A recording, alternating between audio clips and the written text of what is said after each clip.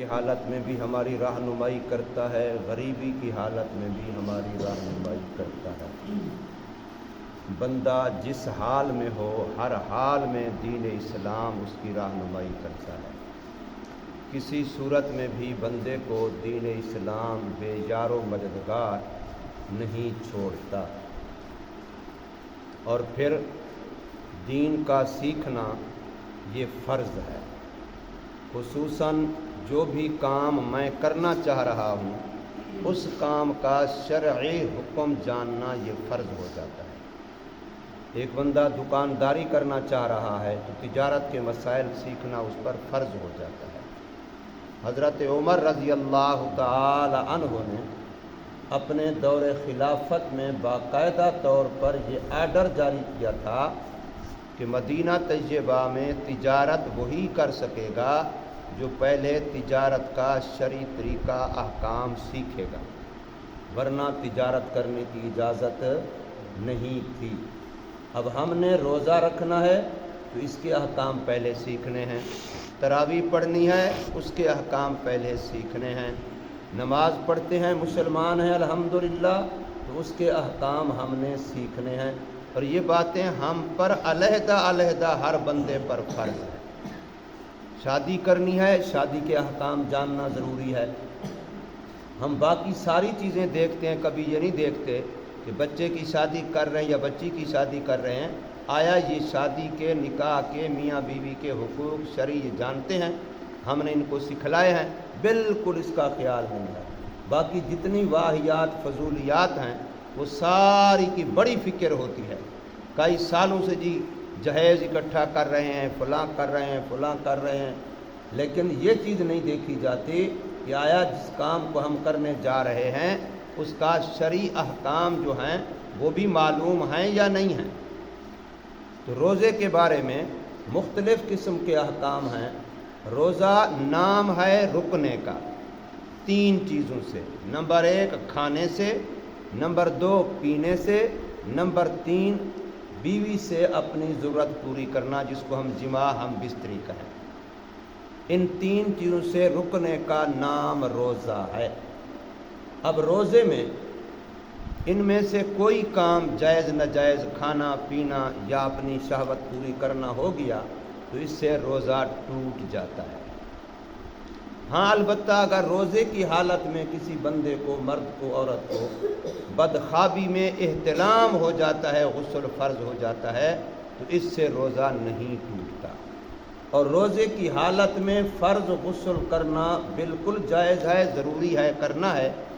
بعض لوگوں میں یہ غلط مشہور ہے کہ غسل کے جو فرضوں میں کلی کرنا ہے اچھی طرح سے، جس کو ہم اپنی زبان میں کہہ دیتے ہیں غرغرہ کرنا، غرغرہ کرنا فلاں، تو کہتے ہیں یہ نہیں کرنا چاہیے، یہ پھر افطاری کے بعد کرے۔ یہ غلط ہے۔ غسل پورا روزے کی حالت میں کر سکتے ہیں، غسل فرض جتنا ہے وہ کر سکتے ہیں۔ یہ فرض ہے ہی نہیں کہ آپ کے گلے سے نیچے پانی جائے، فرض ہی خوب کلی کرنا ہے بس۔ جب کلی اچھی طرح سے ہو گئی غسل مکمل ہو گیا۔ یہ نہیں ہے کہ اب افطاری کریں گے اس کے بعد پھر غرغرہ کریں گے ورنہ غسل ادھورا تھا۔ اگر غسل ادھورا تو بندہ پاک نہیں ہوگا، پاک نہیں ہوگا تو سارا دن روزے کے ساتھ تلاوت کیسے کرے گا، ذکر کرے گا، نمازیں پڑھے گا، تو وہ کام کیسے کرے گا؟ تو اس لیے احتلام سے روزہ نہیں ٹوٹتا۔ روزے کی حالت میں اگر کسی بندے کو قے الٹی آ جائے، خود بخود آ جائے، بندہ اس کا سبب زہری خود اختیار نہ کرے، جان بوجھ کے کوئی چیز سونگھے نہیں کہ الٹی آئے، جان بوجھ کے انگلی نہ مارے کہ الٹی آئے، ویسے اگر آ جائے چاہے جتنا ہی آ جائے الٹی سے روزہ نہیں ٹوٹتا، الا یہ کہ بندہ الٹی قے آنے کی وجہ سے اتنا کمزور ہو جائے، معدہ خالی ہو جائے کہ اب وہ روزہ شام تک پورا نہیں کر سکے گا، اس ضعف کی وجہ سے بالکل تنگ آ کر کے آخر میں جا کر کے کسی وقت جب برداشت سے معاملہ بہر ہو گیا اب توڑے گا تو صرف قضا آئے گی، کفارہ نہیں آئے گا۔ اسی طریقے سے روزے کی حالت میں آنکھ کے اندر کوئی بھی دوائی ڈالی جائے روزہ نہیں ٹوٹتا۔ آنکھ کے اندر سرما ڈالا جائے، آنکھ کے اندر کوئی اور دوائی ڈالی جائے، ڈراپ ڈالا جائے، آنکھ کا مسئلہ ہو اس میں کوئی بھی دوائی ڈالی جا سکتی ہے۔ ناک اور کان میں ایسی دوائی پتلی جو پانی کی طرح بہنے والی ہو، اس کا ڈالنا جائز نہیں ہے۔ ان دونوں کا تعلق ڈائریکٹ معدے سے ہے۔ روزے کا اصل میں مدار اسی پر ہے کہ آپ کوئی ایسی چیز جو از قبیل غذا ہو یا از قبیل دوا ہو، یہ دو شرطیں ہیں، جو بطور علاج و دوا کے استعمال ہوتی ہے ایسی چیز، یا جو بطور غذا اور خوراک کے استعمال ہوتی ہے ایسی چیز، براہ راست معدے تک پہنچائیں گے تب بھی روزہ ٹوٹ جائے گا، براہ راست دماغ تک پہنچائیں گے تب بھی روزہ ٹوٹ جائے گا۔ اب جو انجیکشن لگوانا ہے، جس کو ہم ٹیکا لگانا، انجیکشن لگوانا، اس سے جسم کے اندر طاقت آتی ہے، لیکن براہ راست نہ کوئی چیز معدے میں جاتی ہے اور نہ براہ راست دماغ میں جاتی ہے۔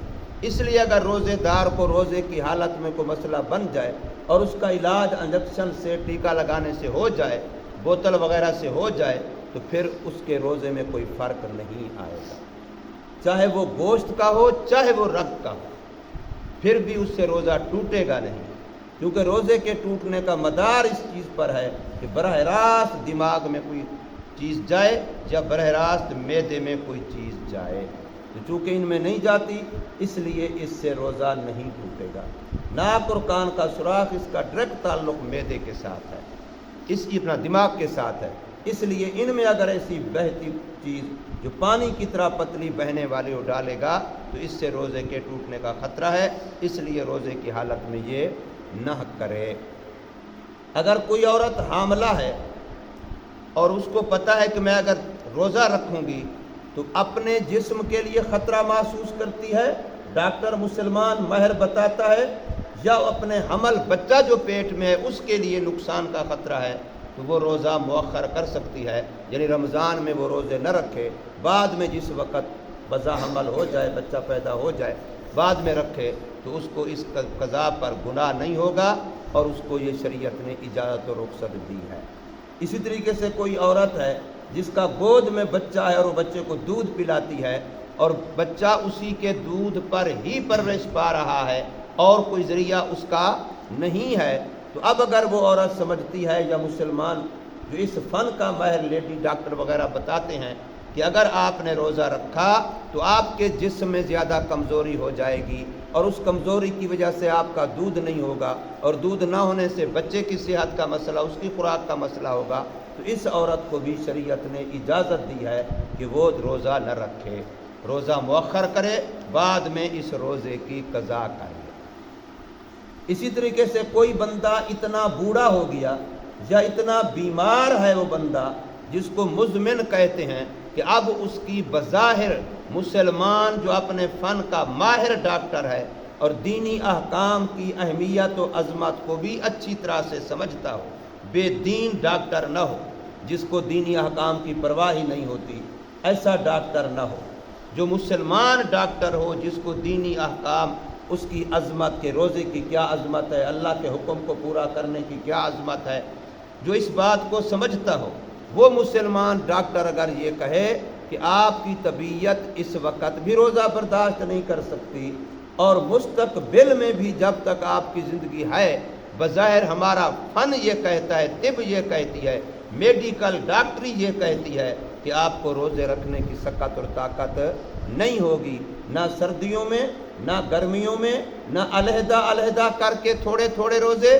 اور نہ اکٹھے، کسی طریقے سے بھی آپ روزے نہیں رکھ سکیں گے، چاہے کسی دائمی بیماری کی وجہ سے، چاہے بڑھاپے کمزوری کی وجہ سے، تو اب اس بندے کے لیے جائز ہے کہ یہ روزوں کے بدلے فدیہ دے، اور ایک روزے کا اصولی طور پر فدیہ وہ ہوتا ہے جو ایک بندے کا فطرانہ ہوتا ہے، جو ایک بندے کا فطرانہ ہوتا ہے وہی ایک روزے کا فدیہ ہوتا ہے، اصول یہی ہے، لیکن اس میں چاہے جنس کی شکل میں دے، چاہے اس کی قیمت کی شکل میں دے، چاہے اس کے قیمت کے راشن کی شکل میں دے، چاہے کسی مستحق کے زکوٰۃ کو یہ کہہ دے کہ تو نے کھانا میرے پاس کھا لینا ہے، میرے گھر کھا لینا ہے، کسی مستحق کو کھانا روزانہ پہنچا دے جو زکوٰۃ کا مستحق ہے، تو بس صبح شام کا کھانا، چاہے وہ دال پکتی ہے گھر میں، چاہے سبزی پکتی ہے گھر میں، چاہے گوشت پکتا ہے گھر میں، جو خود کھاتے ہیں وہ کسی ایک بندے اور کو کھلا دیتے ہیں،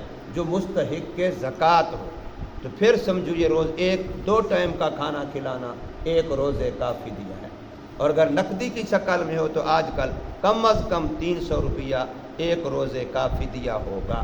پھر فدیہ روزے کا وہ رمضان کے شروع میں بھی دیا جا سکتا ہے، درمیان میں بھی دیا جا سکتا ہے، حتیٰ کہ اگر سقط نہیں پورا رمضان گزر گیا تو بعد میں بھی دیا جا سکتا ہے، وہ معاف نہیں ہوتا، ختم نہیں ہوتا۔ اور وہ فدیہ روزے کا بدل ہے، حدیث پاک ہے، قرآن مجید ہے، اس لیے اس فدیہ دینے کے بعد وہ ایسا سمجھا جائے گا جیسے اس نے خود گویا کہ روزے رکھ لیے ہیں۔ پھر جس کو فدیہ دیا ہے، یہ بھی بعض لوگوں نے غلط سمجھا ہوا ہے کہ فدیہ اسی پر لگتا ہے جو خود روزے رکھے۔ بھئی روزے رکھنا نہ رکھنا وہ اس کا مسئلہ ہے، بس اتنا شرط ہے کہ مسلمان بھی ہو اور مستحق کے زکوٰۃ بھی ہو، اتنا وہ مالی لحاظ سے کمزور بھی ہو، آپ نے اس کو فدیہ دینا ہے۔ آپ جب فدیہ دینا لگیں گے تو پھر آپ نے نیت کرنی ہے کہ میں 1 روزے کا دے رہا ہوں، 10 روزوں کا دے رہا ہوں، پورے 29 کا دے رہا ہوں یا پورے 30 کا دے رہا ہوں۔ اگر آپ نے یہ نیت نہ کی تو چاہے آپ جتنا بھی پیسے دے دیں گے وہ سارے 1 روزے کا فدیہ سمجھا جائے گا۔ اس لیے یہ ضروری ہے کہ اس میں تعداد کا لحاظ رکھا جائے کہ میں اتنے روزوں کا فدیہ اس بندے کو دے رہا ہوں۔ پھر پورے جو روزوں کا فدیہ ہے کہ ایک بندے کو بھی دیا جا سکتا ہے، الگ الگ بندوں کو تھوڑا تھوڑا کر کے بھی دیا جا سکتا ہے۔ تو روزے کا فدیہ یہ قرآن مجید بھی بتلا رہا ہے، حدیث پاک بھی بتلا رہی ہے۔ اگر کوئی بندہ دنیا سے چلا گیا اور کئی رمضانوں کے روزے اس بیچارے نے نہیں رکھے تھے، اگر تو عذر شرعی کے ساتھ نہیں رکھے تھے پھر تو فدیہ فرض کے حکم میں آ جاتا ہے۔ لیکن اگر بغیر جیسے کمزوری دین کی وجہ سے دین کی طرف توجہ نہیں تھی، کتنے مسلمان ہیں جو اس وقت بھی اتنا خوبصورت موسم ہے، بہترین اللہ کی رحمت ہے کہ نہ کوئی پیاس، نہ کوئی بھوک، نہ کوئی تکلیف، تو پھر بھی وہ بیچارے روزے نہیں رکھتے، تو کوئی مسلمان مر جاتا ہے، اب اس کے ورثاء اگر اس کے سابقہ جو روزے وہ نہیں رکھ سکا، چاہے 1 رمضان کے چاہے کئی رمضانوں کے، ان کا فدیہ دینا چاہیں تو تب بھی فدیہ دیا جا سکتا ہے۔ لیکن یاد رکھیے روزے کا فدیہ قرآن و حدیث بتلا رہے ہیں۔ اس کے بعد جو نمازوں کے فدیے کی بات آ جاتی ہے کہ کوئی بندہ دنیا سے چلا گیا، اس کے ذمہ فرض نمازیں ہیں، تو اس کا فدیہ قرآن و حدیث کا حکم نہیں ہے۔ اس کے فدیے میں علماء نے صرف روزے کے فدیے پر قیاس کرتے ہوئے، اللہ کی رحمت سے امید کرتے ہوئے یہ فرمایا کہ اس کی نمازوں کا بھی فدیہ دیا جائے۔ تو جیسے روزے کا فدیہ قرآن بتلا رہا ہے، حدیث بتلا رہی ہے، لہذا نماز کا فدیہ بھی اللہ کی رحمت سے امید ہے کہ اللہ پاک اس کی نمازوں کی جگہ پر اس فدیہ قبول فرما لیں گے، اور قیامت کے میدان میں اس کو تارک نمازوں کی لسٹ میں نہیں کھڑا فرمائیں گے۔ یہ محض ایک اللہ کی رحمت سے امید کی بنا پر ہے۔ قرآن و حدیث کا صراحتاً نمازوں کے فدیے کا حکم بالکل کہیں بھی نہیں ہے۔ اس لیے نماز فرض عین ہے، وہ لیٹ کے پڑھے، کھڑ کے پڑھے، بیٹھ کے پڑھے، اشارے سے پڑھے، وہ جب تک ہوش موجود ہے نماز پڑھی جا سکتی ہے۔ ننگی حالت میں بھی پڑھی جا سکتی ہے، پلیدی کی حالت میں پڑھی جا سکتی ہے، تیمم کے ساتھ پڑھی جا سکتی ہے، وضو کے ساتھ پڑھی جا سکتی ہے۔ نماز کسی حال میں بھی چھوڑنے کی اجازت نہیں ہے، سوا اس کے کہ جب بندہ بے ہوش ہو، اس کا عقل سرے سے کام نہیں کر رہا۔ ورنہ ایک بندہ چاہے اس کا جسم خون سے لت پت ہے یا اس کو احتلام ہو گیا ہے، اب اس کے جسم پر گندا پانی بھی لگا ہوا ہے، گندگی بھی لگی ہوئی ہے، اور اس کو غسل کے لیے طاقت نہیں ہے یا پانی میسر نہیں ہے یا بیماری رکاوٹ ہے، اب وہ صرف مٹی پر ہاتھ مار کے چہرے پر بازو پر پھیر لیتا ہے، تو اللہ کا دین کہتا ہے یہ پاک ہے، حالانکہ اس کے جسم پر پریدی لگی کھڑی ہے۔ اللہ کا دین کہہ رہا ہے یہ پاک ہے، اب یہ نماز پڑھ سکتا ہے، اس کو نماز پڑھنی ہے، نماز چھوڑنے کی اجازت نہیں ہے۔ تو ہم کیسے مسلمان ہیں کہ ہمارا دین نماز کے بارے میں اتنی تفصیل بتلا رہا ہے، اتنی وضاحت بتلا رہا ہے کہ جب تک ہوش، حالانکہ نماز کے لیے کتنی چیزیں فرض ہیں، مثلا قبلے کی طرف منہ کرنا فرض ہے، لیکن اگر ایک بندہ ایسی جگہ پر ہے جہاں اس کو قبلے کی جہت معلوم ہی نہیں ہے، یا معلوم بھی ہے لیکن وہ سکت نہیں رکھتا قبلے کی طرف منہ کرنے کی، یا اگر منہ کرتا ہے تو جان مال کا خطرہ ہے، تو فرمایا کسی اور طرف بھی منہ کر کے نماز پڑھے، لیکن پڑھنی ہے، چھوڑنی نہیں ہے۔ فَأَيْنَمَا تَوَلُّوا فَثَمَّ وَجْهُ اللَّهِ، جدھر بھی تم رخ کر لوگے ادھر ہی اللہ ہے۔ اب یہ دین کے اندر آسانی نہیں تو اور کیا ہے، کتنا سہولت ہے۔ اس لیے فرمایا الدین یسر، دین آسان ہے، دین کے اندر آسانی ہے، دین کے اندر سہولت ہے۔ ایک بندہ روزہ رکھا ہوا ہے لیکن بندہ کمزور سا ہے، روزہ اس نے رکھا ہوا ہے، بندہ جسمانی طور پر کمزور سا ہے، اس کے لیے بھوک پیاس کر برداشت کرنا مشکل ہے، لیکن پھر بھی وہ ہمت کیے ہوئے ہے۔ اب وہ دیکھا روزے کی حالت میں، اس کو یاد نہیں رہا کہ میں روزے سے ہوں، اس نے کھانا پینا شروع کر دیا۔ اب ایک اور مسلمان دیکھ رہا ہے، اس کو پتہ بھی ہے کہ یہ روزے دار ہے، لیکن یہ بیچارہ بھول گیا ہے اپنا روزہ اور یہ کھا رہا ہے۔ تو شریعت یہ کہتی ہے، حدیث میں یہ آیا کہ وہ دیکھنے والا اس کو نہ کہے وہ تو روزے دار ہے، تو کیوں کھا رہا ہے؟ کیوں؟ وہ کمزور ہے، اللہ اس کو کھلا رہا ہے، اس کو روزے کا ثواب بھی دے گا، اللہ اس کو کھلا بھی رہا ہے، پلا بھی، روزے کا ثواب بھی دے گا۔ ہاں اگر تکڑا بندہ ہے، مضبوط ہے، صحت مند ہے، تندرست ہے، پھر اس کو یاد دلائے تو اللہ کا بندہ تیرا تو روزہ ہے۔ اچھا پھر یہاں یاد رکھیں، یہ جو بھولنا ہے، بھولنے کا ایک معنی یہ ہے کہ اس کو یہ یاد نہیں رہا کہ میں روزے سے ہوں، یہ یاد نہیں رہا، یہ بھولنا۔ اور ایک ہے اس نے سمجھا شاید اس کے کھانے سے روزہ ٹوٹتا نہیں ہے، شریعت کا حکم مسئلہ معلوم نہیں تھا۔ یاد رکھیے، مسئلہ معلوم نہ ہونا اس کو جہالت کہتے ہیں، دینی علم سے جہالت کہتے ہیں، اور یہ عذر قیامت میں معتبر نہیں ہوگا۔ دین سیکھنا ہم پر فرض ہے۔ ایک بندہ نماز غلط پڑھتا رہا، قیامت میں کہ یا اللہ مجھے تو مسئلہ معلوم نہیں تھا، میں اس لیے غلط پڑھتا رہا، تو یہ عذر نہیں مانا جائے گا۔ کیوں؟ اس لیے کہ دین سیکھنا اس پر فرض تھا۔ اللہ نے دین سیکھنے کے جو اسباب ہیں، عقل ہے، سمجھ ہے، خرد ہے، فہم ہے، یہ ساری اللہ نے اس کو دی ہیں، وہ دین سیکھے۔ قیامت میں جہالت کا عذر معتبر نہیں ہوگا۔ رمضان مبارک کا مہینہ روزوں کا، تراویحوں کا مہینہ ہے، سحری افطاریوں کا مہینہ ہے، ذکر تسبیحات تلاوت کا مہینہ ہے۔ یہ عبادات میری ذاتی حیثیت تعلق رکھتے ہیں۔ رمضان مبارک کا مہینہ جو اپنے اعزاء اقارب رشتہ داروں کے حقوق ہیں، اس کا بھی مہینہ ہے۔ یہ نہیں ہے کہ نماز تو پہلی صف میں پڑھتا ہے، تلاوت تو 10 سپارے کر لیتا ہے، تسبیحات تو بڑی کرتا ہے، درود پاک تو ہزاروں کی تعداد میں پڑھ لیتا ہے، لیکن بھائیوں کے ساتھ بغض و جھگڑا ہے، حسد و کینہ ہے، بہنوں کے ساتھ بول چال نہیں ہے، رشتہ داروں کے ساتھ آنا جانا نہیں ہے، تو یاد رکھیے اس کی یہ عبادات خطرہ ہے کہ اس کے منہ پہ مار دی جائے۔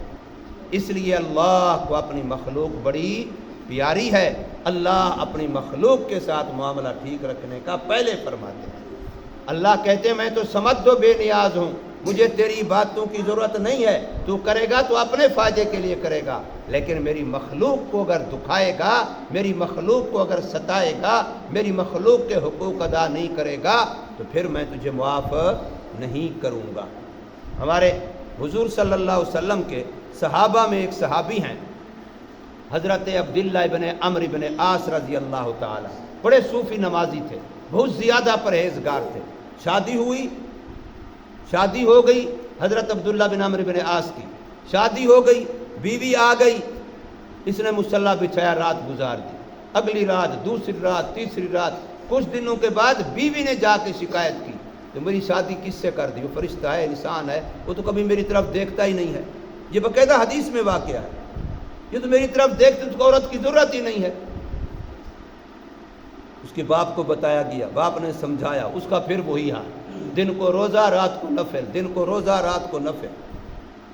تو آخر جا کر کے اس کے باپ نے حضور صلی اللہ علیہ وسلم سے شکایت لگائی کہ یا رسول اللہ 15-16 دن ہو گئے شادی کی ہے اس کی، تو بیوی کی طرف دیکھتا نہیں ہے۔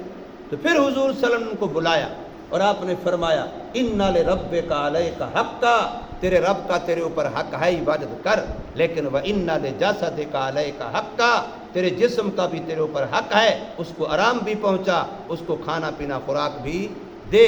اور فرمایا وَإِنَّ لِزَوْجَتِكَ عَلَيْكَ حَقًّا، تیری بیوی کا بھی تیرے اوپر حق ہے، اس کو بھی پورا ٹائم دے۔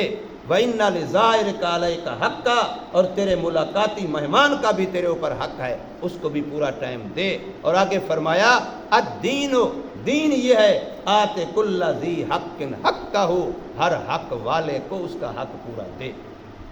دین کے اندر غلب نہیں ہے، کہ ساری رات میں نفل پڑھتا رہا تو بڑا کمال کر لیا میں اتنی تلاوت کر لی. بہنوں کے ساتھ بول چال نہیں ہے، بھائیوں کے ساتھ فلاں نہیں ہے، رشتہ داروں کے ساتھ تیرے اخلاق اچھے نہیں ہیں، تو اس طرح کی عبادت اللہ کو پسند نہیں. حضور صلی اللہ علیہ وسلم کے ایک صحابی ہیں اور حضرت ابو درداء رضی اللہ تعالیٰ، ان کا بھی بالکل یہی قصہ آتا ہے. وہ بھی بڑے صوفی صافی نیک نمازی، تارے کی دنیا، زاہد، عجیب حالت تھی. تو جب حضرت سلمان فارسی رضی اللہ عنہ مسلمان ہوئے تو حضور صلی اللہ علیہ وسلم نے حضرت سلمان فارسی رضی اللہ عنہ کو ان کا بھائی بنایا. ایک مہاجر ایک انصاری کو حضور بھائی بناتے تھے، اس کو مواخات کہتے تھے ہجرت کے زمانے میں. تو یہ دونوں بھائی ہو گئے. حضرت سلمان فارسی مہاجر تھے، حضرت ابو درداء رضی اللہ عنہ انصاری تھے، دونوں کو بھائی بنایا. اب حضرت ابو درداء حضرت سلمان فارسی کو لے کر کے گھر پہنچ گئے. جب گھر گئے دسترخوان لگایا، کھانا ان کے سامنے رکھا حضرت سلمان فارسی کے. انہیں فرمایا تو بیٹھ، تو کھا. کہتے میرا تو روزہ ہے. کوئی رمضان تو نہیں ہے، روزہ کس چیز کا؟